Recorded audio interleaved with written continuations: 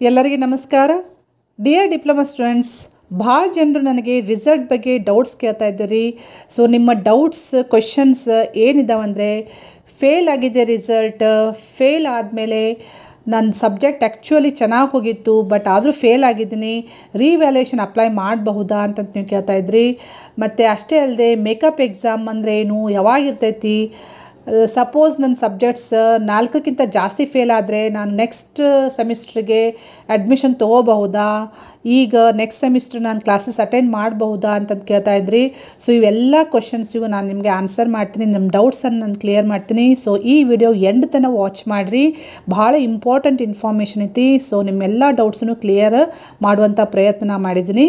So ಫಸ್ಟಿಗೆ ನೀವು ಯಾರಾದರೂ ಫೇಲ್ ಆಗಿದ್ದರೆ ಹೆದರುವಂಥ ಅವಶ್ಯಕತೆ ಇಲ್ಲ, ಯಾರೂ ಹೆದರಕ್ಕೆ ಹೋಗಬೇಡ್ರಿ. This is not the end exam of your life. So ನಿಮ್ಮ ಲೈಫದ್ದು ಕೊನೆಯ ಎಕ್ಸಾಮ್ ಅಲ್ಲ, it is just small exam you are facing in your life. So ಭಾಳ ತಲೆ ಕೆಡಿಸ್ಕೊಳಕ್ಕೆ ಹೋಗಬೇಡ್ರಿ ಫೇಲ್ ಆದರೂ.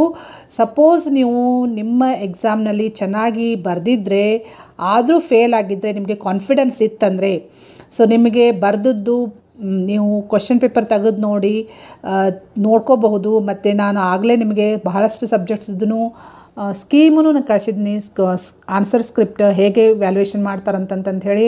ಅದ್ರ ಪ್ರಕಾರ ನೀವು ಆನ್ಸರ್ ಚೆಕ್ ಮಾಡಿಕೊಡ್ರಿ. ನೀವು ಪಾಸ್ ಆಗುವಂಥ ಕಾನ್ಫಿಡೆನ್ಸ್ ಇದ್ದರೆ, ನಾನು ಪಾಸ್ ಆಗಬೇಕಾಗಿತ್ತು ಆದರೂ ನಾನು ಫೇಲ್ ಆಗೀನಿ ಅಂತಂತ ನಿಮಗೇನಾದರೂ ಇದ್ದರೆ ನೀವು ರಿವ್ಯಾಲ್ಯೂಯೇಷನ್ಗೆ ಅಪ್ಲೈ ಮಾಡ್ಬೋದು. ರಿವ್ಯಾಲ್ಯೂಯೇಷನ್ಗೆ ಅಪ್ಲೈ ಮಾಡಲಿಕ್ಕೆ ಚಾನ್ಸ್ ಇದೆ. ಸೊ ಇನ್ನೊಂದು 1 ಅಥವಾ 2 ದಿನದೊಳಗೆ ರಿವ್ಯಾಲ್ಯೂಯೇಷನ್ ಡೇಟ್ ಡಿಕ್ಲೇರ್ ಮಾಡ್ತಾರೆ.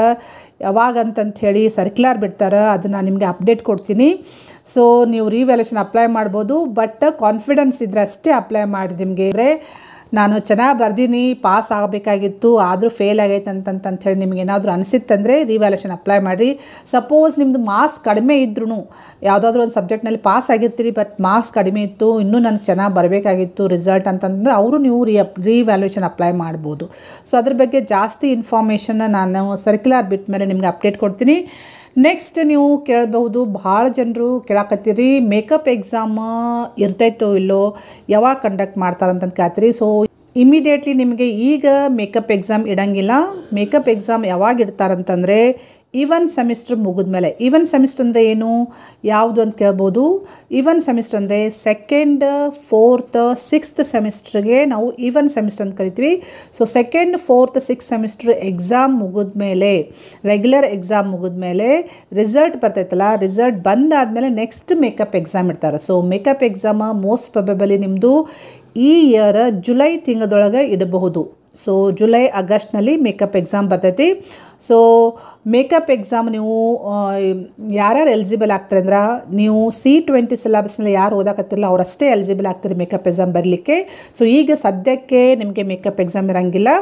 ಈವನ್ ಸೆಮಿಸ್ಟ್ರ್ ಮುಗಿದ್ಮೇಲೆ, ರೆಗ್ಯುಲರ್ ಎಕ್ಸಾಮ್ ಮುಗಿದ್ಮೇಲೆ ಆಮೇಲೆ ಮೇಕಪ್ ಎಕ್ಸಾಮ್ ಕಂಡಕ್ಟ್ ಮಾಡ್ತಾರೆ. ಅದರ ಸರ್ಕ್ಯುಲರ್ ಬಿಟ್ಕೊಳ್ಳಿ ನಾನು ನಿಮಗೆ ಅಪ್ಡೇಟ್ ಮಾಡ್ತೀನಿ. ಸೊ ನೀವು ಮೇಕಪ್ ಎಕ್ಸಾಮ್ ತೊಗೋಬೋದು. ಎಷ್ಟು ಜನರು ನೀವು ಫೇಲ್ ಆಗಿರಲ್ಲ, ನೀವು ಮೇಕಪ್ ಎಕ್ಸಾಮ್ದಲ್ಲಿ ಕುಂತ್ಕೊಂಡು ಪಾಸ್ ಮಾಡ್ಕೋಬೋದು. But it is only for C20 syllabus students. ಅಂದರೆ C20 ಸಿಲೆಬಸ್ನಲ್ಲಿ ಯಾರು ಸ್ಟಡಿ ಮಾಡ್ತಾರಲ್ಲ ಅವ್ರಿಗಷ್ಟೇ ಮೇಕಪ್ ಎಕ್ಸಾಮ್ ಬರಲಿಕ್ಕೆ ಅವಕಾಶ ಇರ್ತೈತಿ. ನೆಕ್ಸ್ಟ್ ಮೇಡಮ್, ನಮ್ಮದು ಭಾಳ ಸಬ್ಜೆಕ್ಟ್ಸ್ ಫೇಲ್ ಆಗ್ಯಾವ, ಮೋರ್ ದೆನ್ 4 ಸಬ್ಜೆಕ್ಟ್ಸ್ ಫೇಲ್ ಆಗ್ಯಾವ, ನಾನು ನೆಕ್ಸ್ಟ್ ಸೆಮಿಸ್ಟ್ರಿಗೆ ಎಲಿಜಿಬಲ್ ಆಗ್ತೀನೋ ಇಲ್ಲೋ ಅಂತಂದು ಕೇಳ್ತೀರಿ. ಸೊ ಇದ್ರ ಬಗ್ಗೆ ಹೇಳಬೇಕಂದ್ರೆ, ನೀವು ಆ ರೀತಿ ಏನೂ ವರಿ ಮಾಡ್ಕೊಳಕ್ಕೆ ಹೋಗಬೇಡ್ರಿ.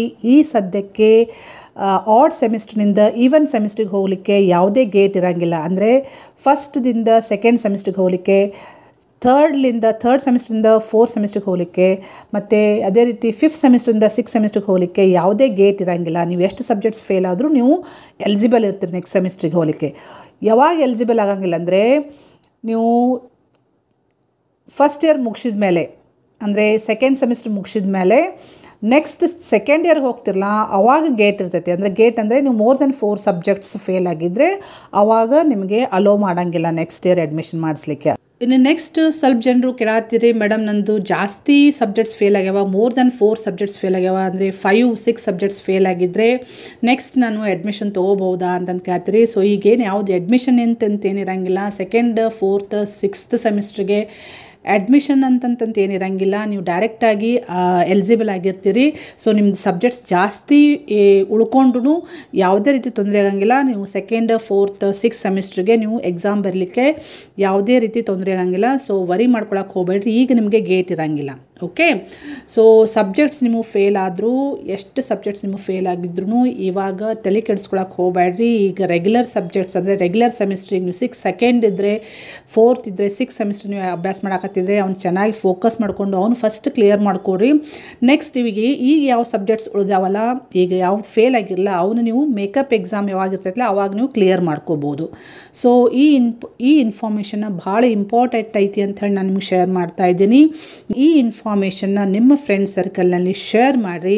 ಫಸ್ಟ್ ಟೈಮ್ ಯಾರಾದರೂ ಈ ವಿಡಿಯೋ ವಾಚ್ ಮಾಡ್ತಾಯಿದ್ರೆ, ಈ ಚಾನಲ್ ವಿಸಿಟ್ ಮಾಡಿದರೆ, ಇದೇ ರೀತಿ ಅಪ್ಡೇಟ್ಸಿಗೆ kindly subscribe to channel. So press the bell icon. So ನೀವು ಬೆಲ್ ಐಕಾನ್ ಪ್ರೆಸ್ ಮಾಡಿದರೆ ನಾನು ಏನಾದರೂ ಹೊಸ ಅಪ್ಡೇಟ್ ಕೊಟ್ಟಾಗ ನಿಮಗೆ ಇಮಿಡಿಯೇಟ್ಲಿ ನೋಟಿಫಿಕೇಷನ್ ಬರ್ತೈತೆ. So kindly subscribe to channel. So press the bell icon. Okay, thank you dear students.